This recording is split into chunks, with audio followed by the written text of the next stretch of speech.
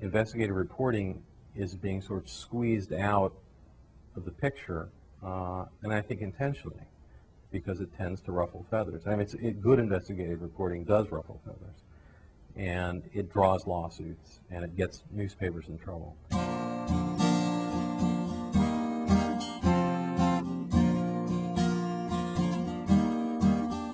Old pirates, yes, they rob I, sold I to the merchant ship. My name's Gary Webb. I am an investigative journalist. I've been an investigative journalist for about 25 years for daily newspapers.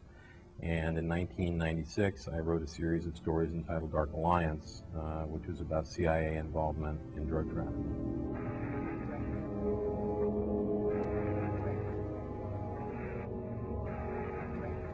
What my story showed was that the cocaine that was being sold in those neighborhoods was coming from mainly one source, and this one source was being used to finance a guerrilla war in Central America.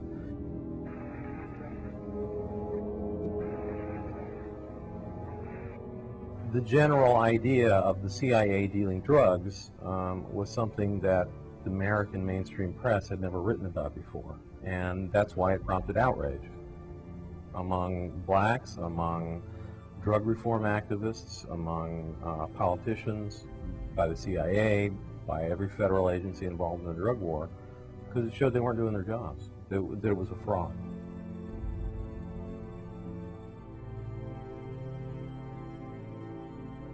Right after we published the stories, the support we got from the media was very favorable. Newsweek magazine did a big piece on the story and said it was well documented and well researched. The website was getting like 1 million hits a day.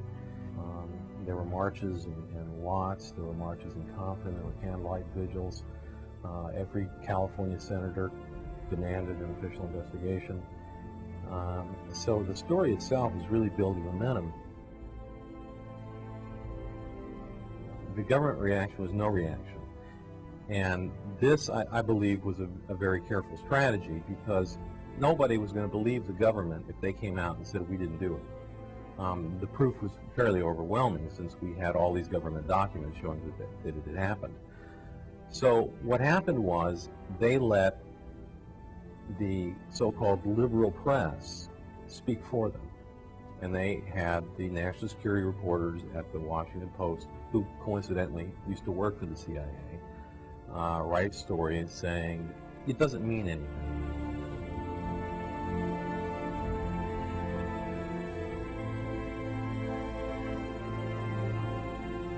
It was a distraction from what the story said, and it became sort of a media war between the Mercury News, which stood behind the story at that point, and the rest of the establishment media, who wanted us to back away from it.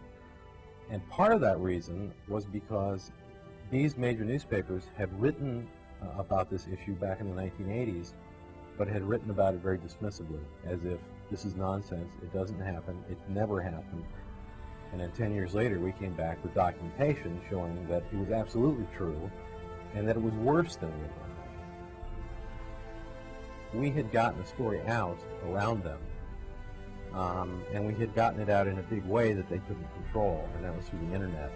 And I think a lot of this was directed to the Mercury News to say, we don't care what documentation you have, we don't care what kind of story you've got, we set the national news agenda.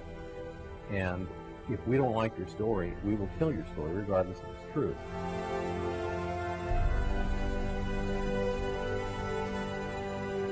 The media rejoiced when this came out, because it meant they had won. They had forced a newspaper to back away from a story that was true, simply because of this barrage of criticism, of mindless criticism, essentially, that really took its toll on the editors of the newspaper. And they were being seen as sort of outcasts from the club. And I think they made a political decision that it was better in the long run to take a dive on this story and get back in the good graces of the rest of the media.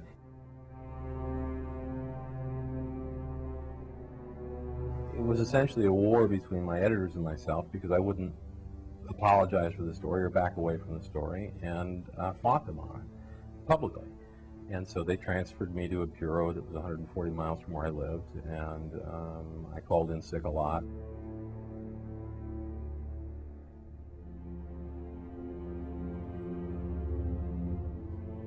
One of the things I'm proudest of in regards to that story is the website that the Mercury News set up, because it really was the first time that a newspaper brought its readers not only into the interior of the paper, but into the reporters' notebooks. You know, this was a story that, as I told my editors, had a very high unbelievability factor built into it. A lot of people were going to say, this can't be true. And this story became a sensation because of the website, not because of the story, but because people could get to it. And they could never have gotten to it before, because the San Jose Mercury News is a small regional newspaper in Northern California that you couldn't read if you lived in New York, or you couldn't read if you lived in LA. But this story you could read anywhere in the world and see all of our documentation. So it became, and we did this on purpose, to make it very hard to knock down, to make it very difficult for people to say this didn't happen. But they said it didn't happen anyway.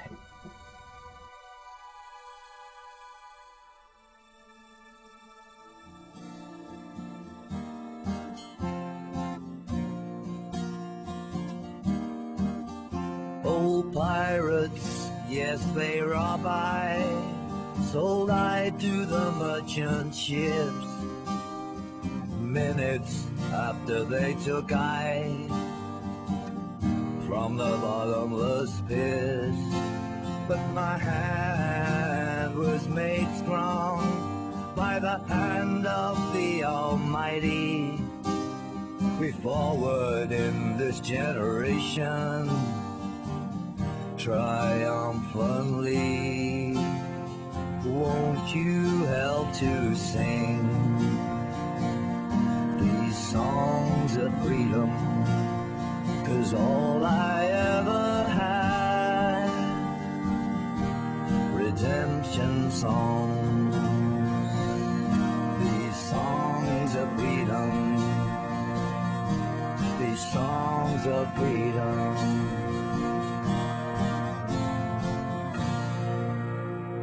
Authentic journalism is telling people something that the government doesn't want them to know.